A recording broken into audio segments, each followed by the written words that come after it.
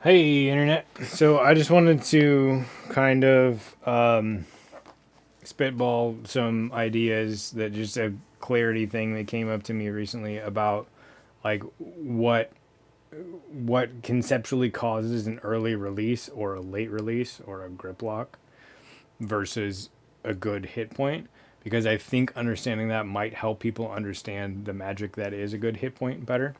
So what we're looking at is how much bend there is in the elbow and how much bend there is in the finger pivot, which is graphed here by my wrist. In a real throw where you're holding the disc right, it's actually a finger pivot, and there's going to be some pivot in and pivot out. But anyways, what we care about is how much of that sling effect there is, how much coiling in to coiling out, and when that happens. So a good hit point, there's the right amount of curl in, there's the right amount of curl out, and the kinematic sequence is correct so that the bigger building blocks start to slow down, force the smaller building blocks to speed up more, and then the whip cracks at the release point. So let's start with an early release. An early release is where the disc comes out of your hand before the crack would happen. So there's a couple of things that can cause that. A problem with grip, if your grip strength isn't enough, that can be a physiological thing that you are not strong enough to hold onto the disc, or it can be that your grip is weird and it's going to pop out of your hand too soon and you can't retain it long enough to get to that hit point. It can also be that the power in your swing happens too soon. So if my, like, this doesn't really happen, but if my whip is cracking too early, then the disc will come out of my hands. The disc will reach the ejection speed where the weight of the disc overcomes my grip pressure and it slips out. That happens too early. Like when I have early released, that's what happens. Like I do something funny and the disc bobbles in my hand and my grip fails before I want it to. That's an early release. That's a miss low or a miss left. A late release or a grip lock, boom, when you throw that way, happens when the ejection force and the force on the disc and the weight of the disc rotationally does not overcome your grip strength. That usually happens when you don't have enough elbow bend that unwinds. So a lot of players don't have a well developed hip point. That can, if you just straighten your arm and swing it, there's no spike in force, there's no acceleration of the disc that would be there if there was a whip effect and acceleration happening because this joint is unfolding, because we are slinging, because we are cracking the whip. If that doesn't happen, there's never any spike force on the disc, and it's not going to eject at a consistent point, and that is gonna come out somewhere over there. Generally, those tend to go further than our normal throws, which tells you something about where your power should actually be lined up. That's one reason. The other reason, if you just don't have enough bend in your elbow, if you just throw two straight arm, which, most people don't actually do that. That's not really a common movement pattern. What is a more common movement pattern is this, where you get the same thing, where there isn't any unhinging of the elbow or the finger pivot here. It's just the shoulders are coming around with the hips and the arm is coming around with those, and there's no leverage here to make the elbow articulate, make the hinge happen, make the sling happen, and make a hit point happen.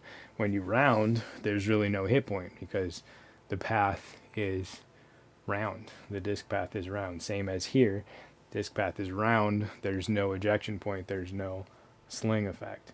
So the disc is going to tend to go that way. So then that's failure case of early release, failure case of late release. How do we get it where we want it? Kinematic sequence is the big one. The way that I start building an awareness of that is put this leg behind you, throw one leg, because then your hips have a stop point just rotationally. Another very good, definitely more advanced way to get into this is to start thinking about getting into your posterior chain, because that makes a stop point in your hips too. Like you can just feel it. If I do one of these, there's no stop point in my hips. My hips just go forward. And then that's the lower building blocks are not going to put any compression. That's compression. This has a stop point where I'm not going to rotate forward anymore. That's going to make my shoulders speed up. Then they're going to hit a stop point where they don't want to go forward anymore. That's going to make my arms speed up, and so on down the whip. And then you get a crack at a consistent point based on where this was set up. If I want it earlier, turn this, boom, then it happens earlier. If I want it later, I turn this, boom, then it happens later. So you end up aiming with your foot when you're doing this right. That's how I do it. I do it here. I'm working on doing more coaching towards getting into a posterior chain, because that is how elite level throws happen, full stop. I think all coaches need to focus on that more. Another way to do it, Yanni's approach, spin doctor disc golf, he has you hold a pole in his postman drill and then throw here. That stops the shoulder from coming forward. So I start this mechanic here of just forcing it to kind of sort of work a little bit better by putting you in a certain position. Yanni has the same idea as you hold onto a pole, so he's forcing it to happen in your shoulders.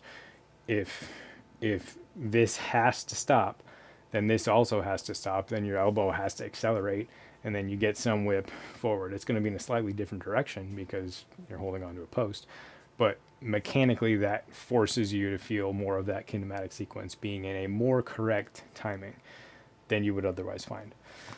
So the big takeaway is, if your throw is spinny, if you do this, and or if you tend to collapse your arm and round, you're not going to get to a good deep hit point, and you're going to tend to miss right a lot.